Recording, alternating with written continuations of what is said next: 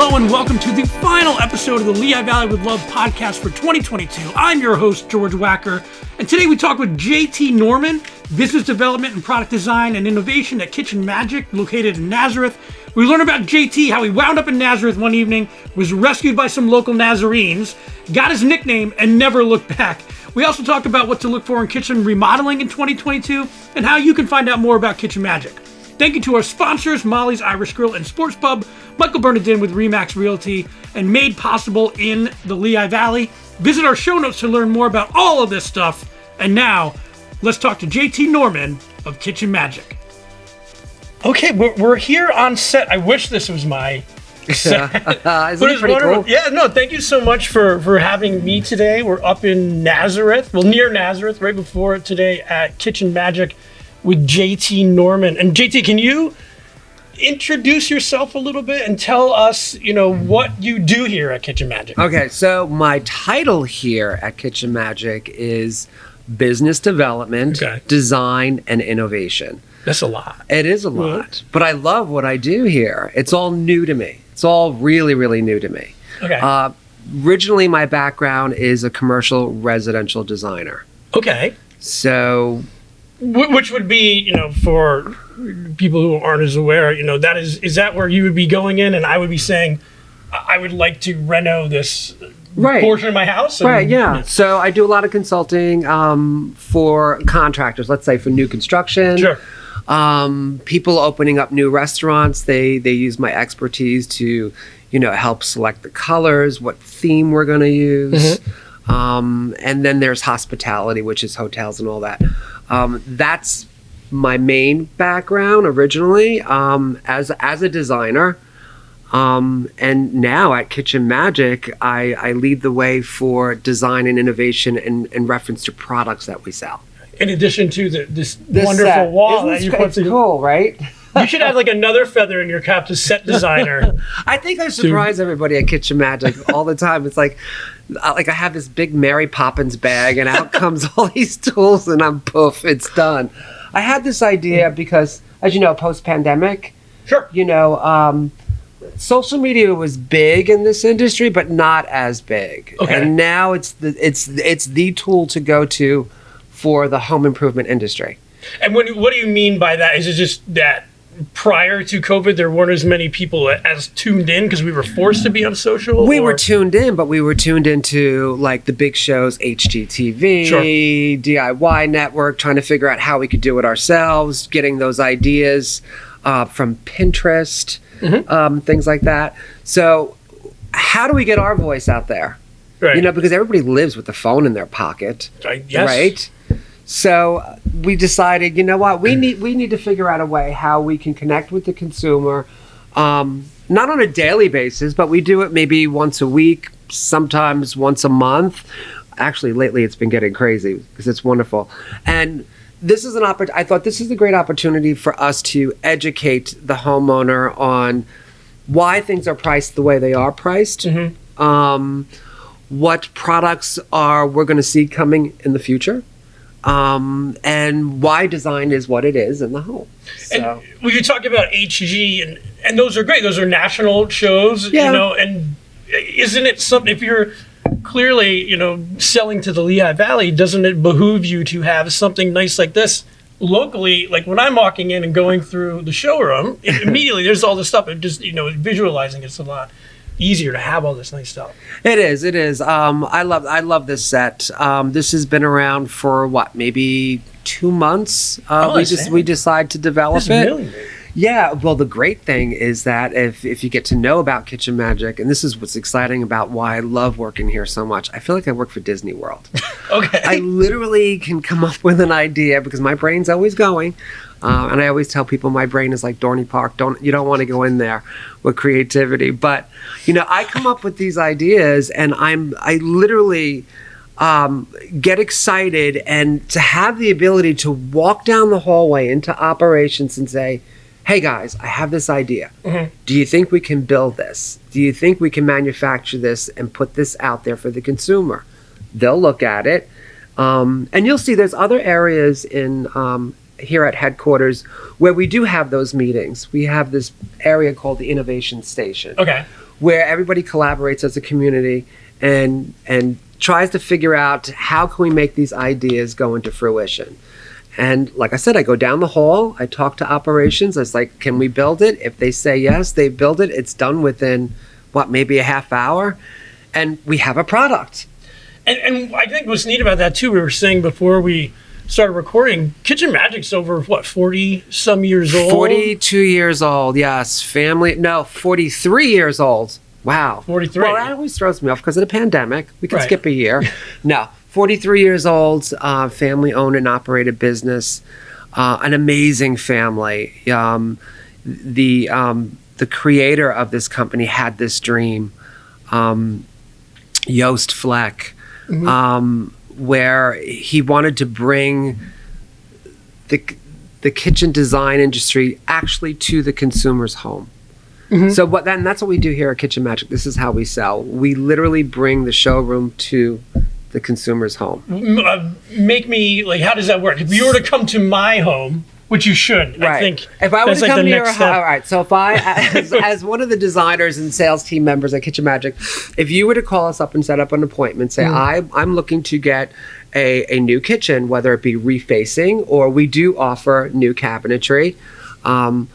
We would set up an appointment. We come out to your house and we bring all the materials to you to select from. So it's kind of like a clown car. No, I joke around like that. You're like this, like these different, these Yeah, I different mean, styles. our sales team, they carry everything from countertop samples, cabinetry,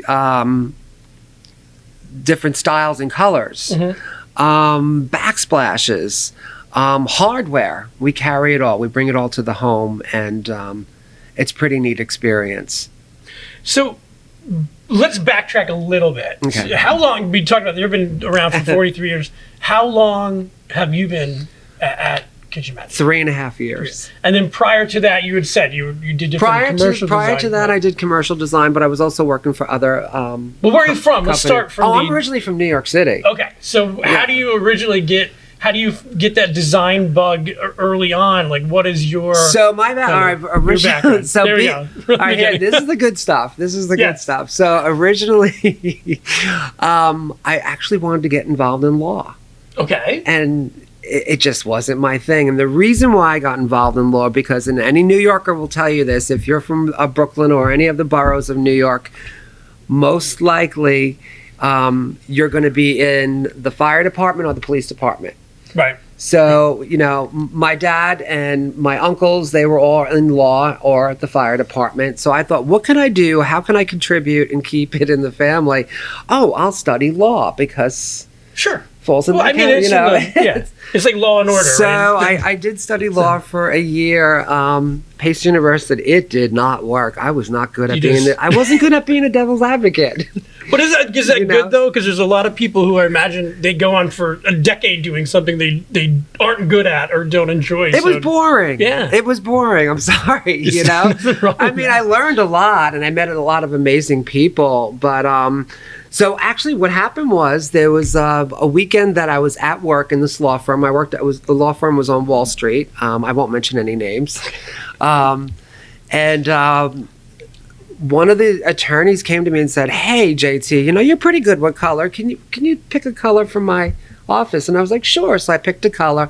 Well, that exploded. All the attorneys were starting to reach out to me. "Can you come and pick out the colors from my office? Okay. And what do you think about artwork?" So I was very fortunate that the owners of the law firm, they pulled me in and they said, "You're in the wrong business." And I was like, "You think?" And they actually supported me and represented me to get into Parsons School of Design. And did you have a background in any sort of art or textile before that, or is it No, just something? I'm one of the fortunate ones. It's a gift. It Okay. really is a gift. I don't know where it comes from sometimes. I shock myself. Like, where'd that come from? So- It's definitely a gift. These Wall Street lawyers then start to back your new career. Yes, they do. What happens after that? They back me. So I attend school. Okay. I go to Parsons for 4 years, and then after Parsons, I decided to add some more tools on my belt, and I went to the Fashion Institute of Technology. to learn a little bit more about textiles, which was great about it. Like being in college then, my dad said to me, all right, so you're not doing law, but you got to promise me because, I don't know where you're going with this design thing, but if you're going to go in that direction, promise me that you don't become a bartender or you don't be a waiter during college. I was like, so what do I do? And he pushed me to work alongside of contractors, electricians, masonaries.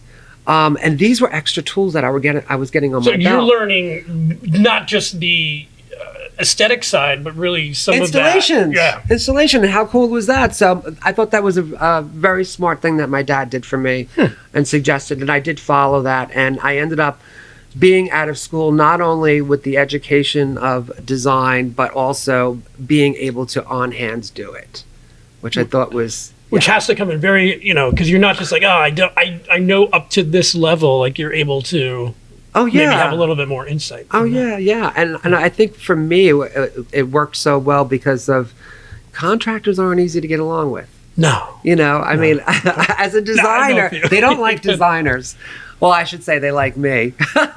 Because the exception to the rule. The exception to the rule. Because I understand what it takes to get to a specific place in design. Mm-hmm. It's not all about pretties. There's the functionality of design. So, I learned so much. So, living in New York, I ended up saying, you know what?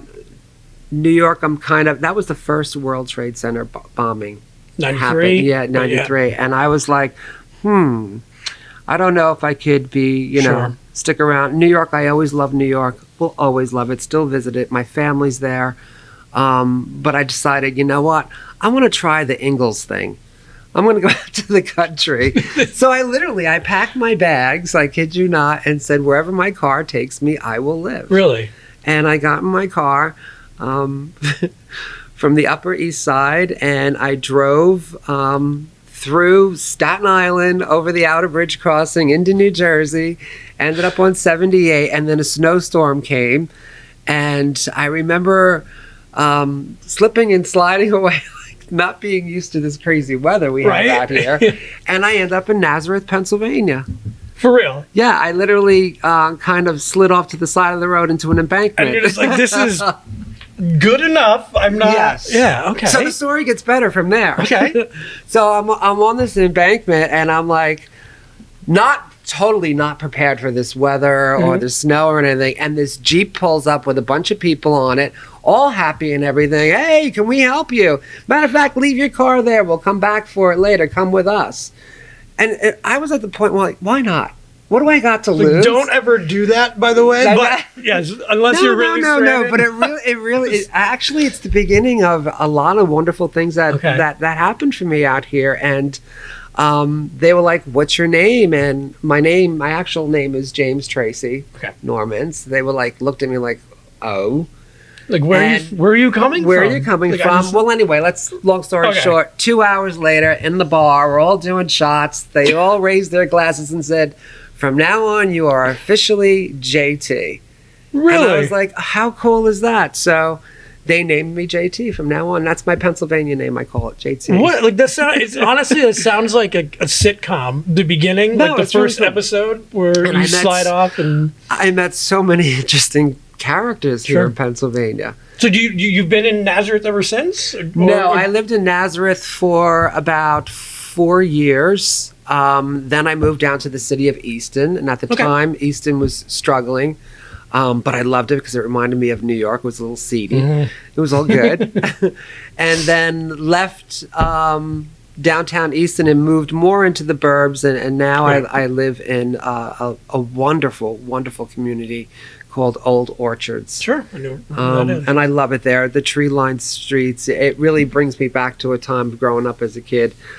Before moving into New York City, we lived in the suburbs, and that's what it reminds me of. It's great. The people out here are amazing. They really watch out for each other. Well, I just think it's neat how you got stuck in a way, and then never wanted to really. Well, then calling my family and saying, you know what, I'm going to stay in Pennsylvania. They're like, they thought I was nuts. And then they would make remarks whenever they would come visit me. What do we do? Do we wear camouflage? Are we going to watch NASCAR? I mean, I got it all. I guess it depends what part of the Pennsylvania you're in, but yes, you can do all are. of these things. Yeah. And we have lots of hot dogs and weird cheesesteaks. So while I was out here, I figured this is a great frontier. It's all new for me. It's an opportunity for me to start my own business out here, and I did that. I started my own business with interior design and developed a very, very large clientele base. Connected with a lot of affluent people here in the Lehigh Valley, amazing business people, and started designing some wonderful restaurants in the Lehigh Valley. Okay. And are there any are you allowed to? I can, if you want really, really good food, best food in the Lehigh Valley, and they're going to love me for this. Go to Yanni's Travana. Oh, absolutely. Yes. And they were closed for a period of time too. Yeah, they struggled through pandemic too. I think it was hard on everybody, but they're doing, Yanni's, first of all, the family's amazing. Yes. They're very supportive of what I do because I've known them for many years, and I'm fortunate to do some of their their restaurants. So, yeah.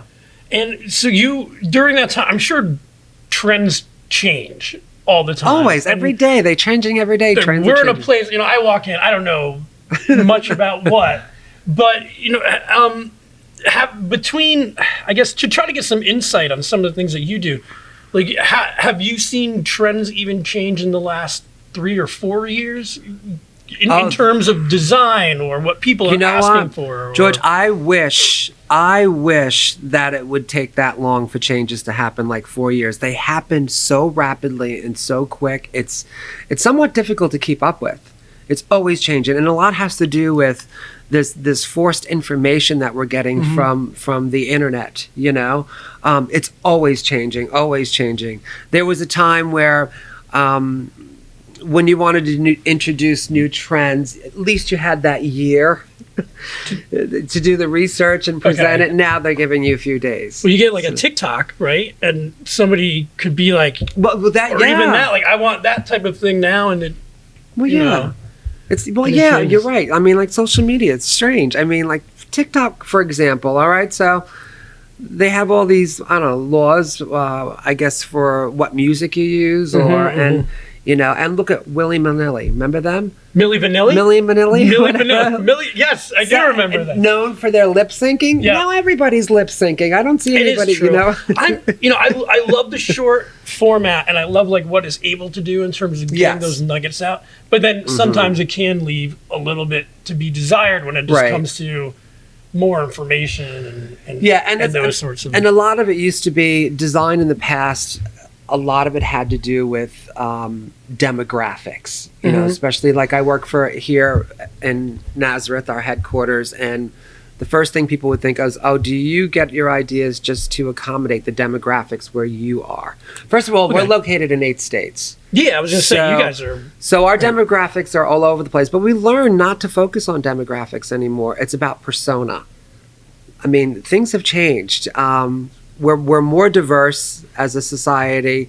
Everybody likes something different. No one follows the Joneses anymore. Remember how it used to be? I want to be like the Joneses.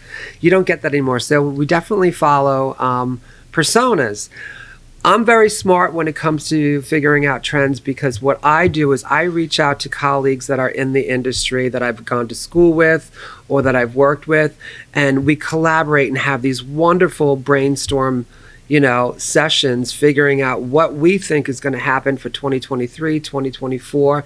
And usually our predictions are spot on because we all do research the same way.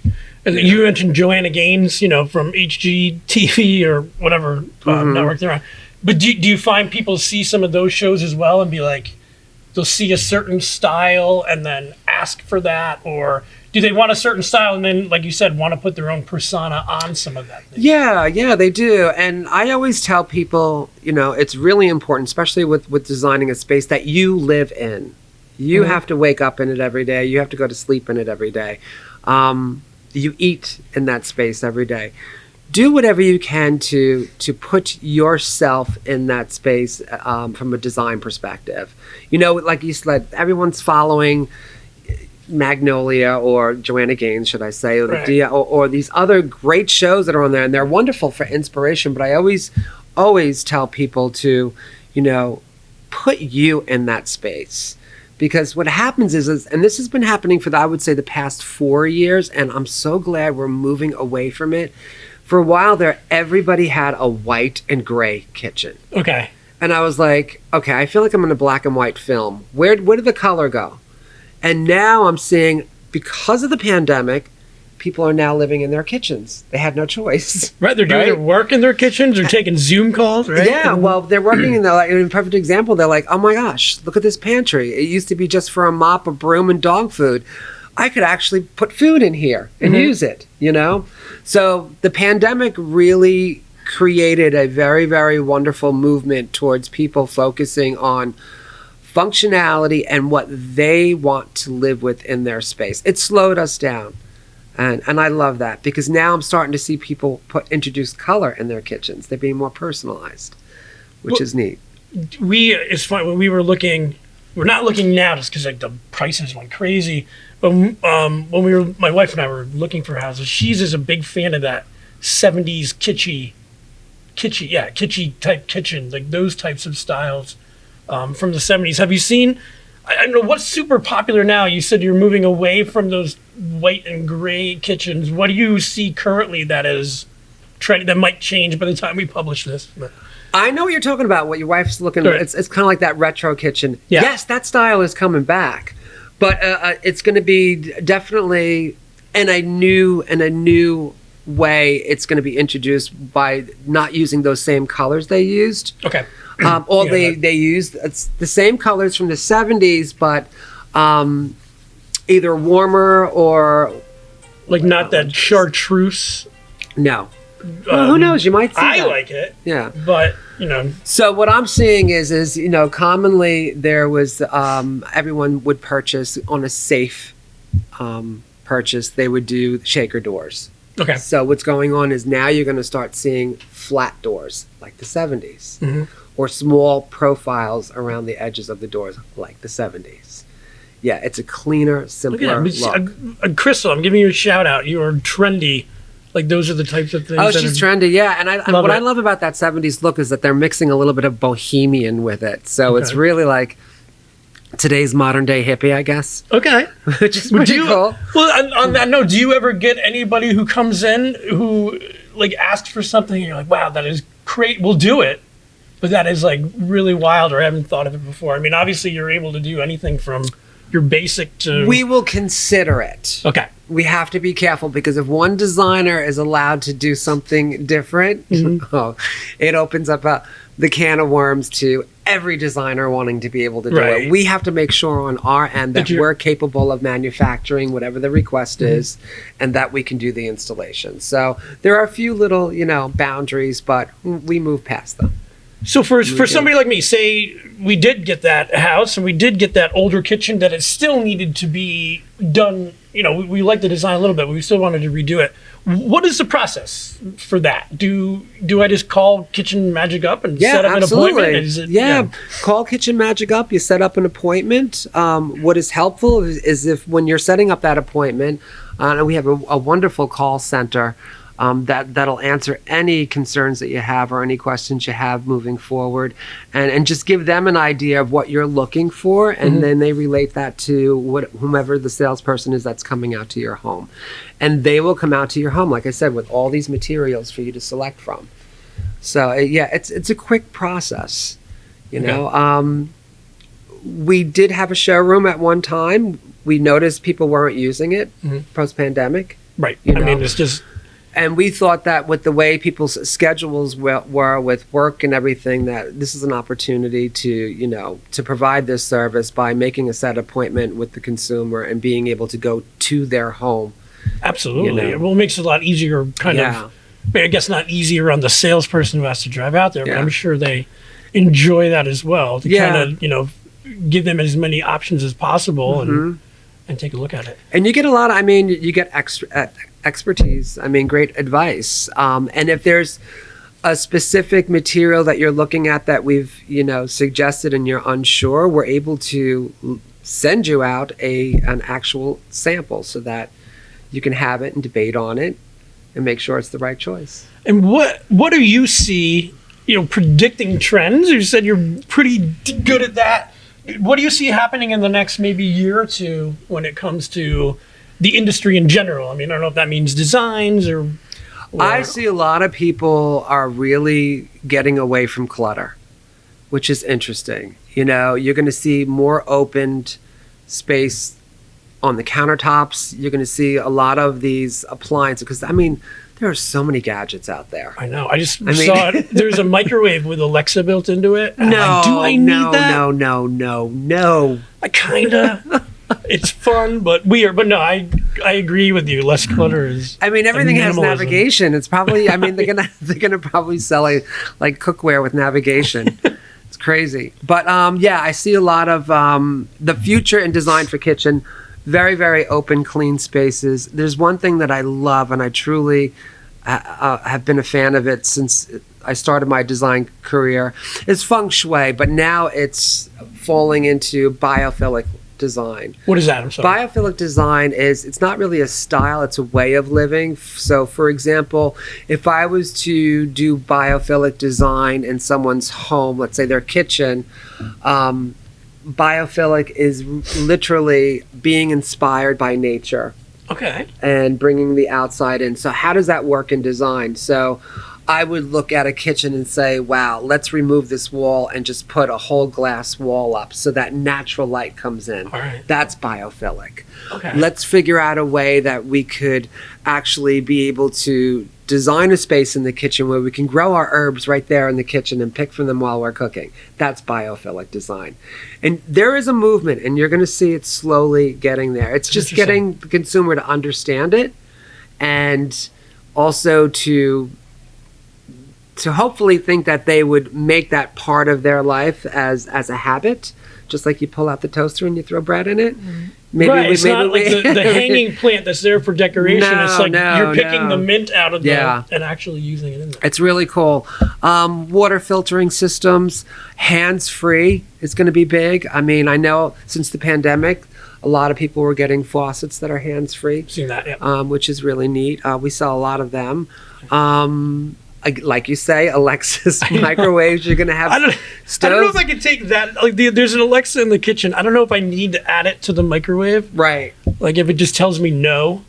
But you see these large refrigerators now that look like cell phones. It's crazy. It is crazy.